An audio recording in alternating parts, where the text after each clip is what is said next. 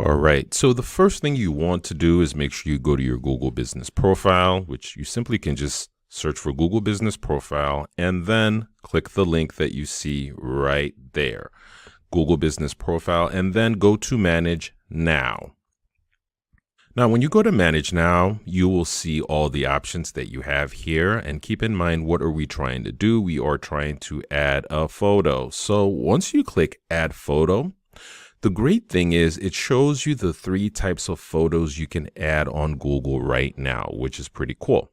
So that's a photo that could let customers peek inside your business, or a photo for your logo, which lets customers see your business identity when you post photos or reply to reviews, or your cover photo, which showcases your business to customers. These are the 3 current ones that I know of right now and that we could see clearly here that we have an opportunity to use. So the first thing we're going to do is go for our cover photo right at the bottom here. And now we have the option here, as you can see, to drag the photo or to select the photo. If you click select the photo, your file opens and you could pick it from there, or you could simply drag it, which is what we're going to do here. And once you drag it in there, it shows you that your photo is being automatically processed. Before they appear on your business profile, this photo may not always appear as the first image on your business profile.